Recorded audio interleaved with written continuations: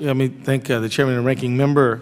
I'm glad we're holding this hearing on affordable housing crisis. To me, it's perhaps one of the most important things that Congress could be doing at this moment.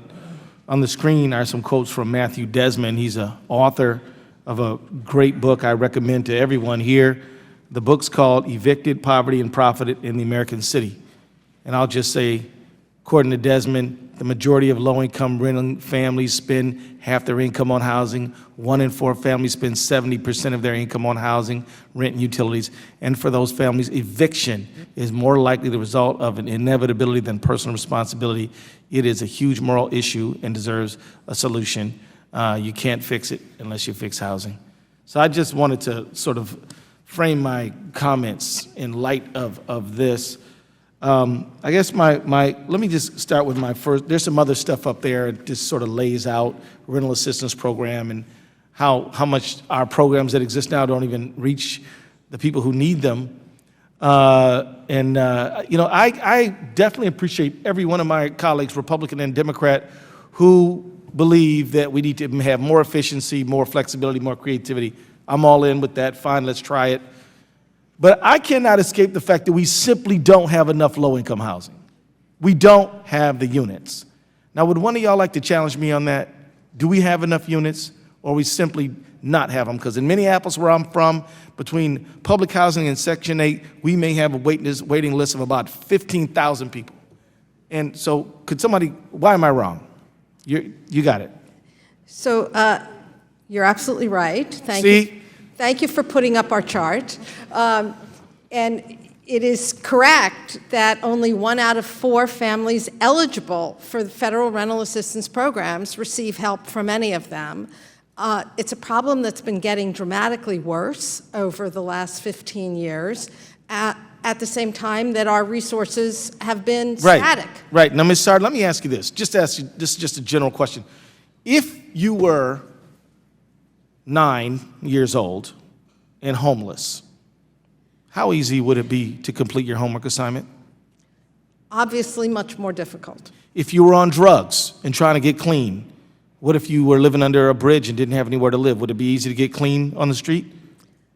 No.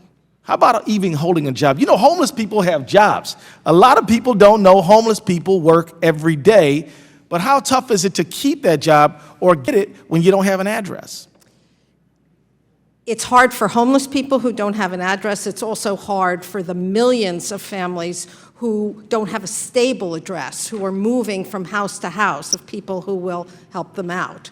Now, I got 2 minutes only left, and I got 1 minute where I got to ask a question. I'm going to use my next minute to ask you all this question. Do you detect there's a lot of discrimination against people on Section 8?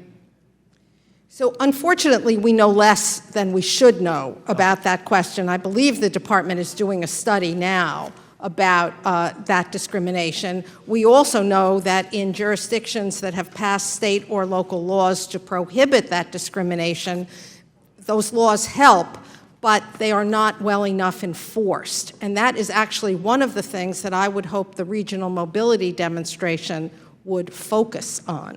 Well, I wish we could just really kind of get together with landlords to tell them that a Section 8 tenant's not going to be a bad tenant necessarily. I mean, some are, but other tenants who pay full rent are bad tenants too. And I think that, you know, because of the way the program's administered, people kind of think they look down on like Section 8 and public housing. But the truth is, they say there's about $28 billion in unmet maintenance needs for public housing. And when Congress went great guns, when we did the most, we did about $4 billion with the stimulus package. We're not doing what we're supposed to do in here. By the way, you know how much the mortgage interest deduction program costs? $70 billion. You know how much HUD's total budget is?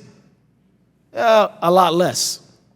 We spend up to about over $100 billion on middle and upper income people, giving them government money for housing, government money, okay, maybe welfare, for upper income people like me, but we don't do nearly as much for people who desperately need housing and don't have the same level of option.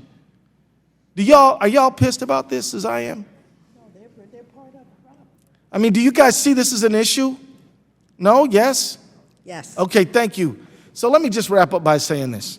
Now, I'm trying to help people with a lot of my colleagues, and I'd like to ask Ms. Blum if you could answer this question. Ms. Blum, I'm interested in the power of rent. Oh, man. You want to wrap it up, gentlemen? Yeah, I'm interested in the power of rent reporting pilot for the HUD assisted attendants. You understand what I'm asking you? Okay. So Okay.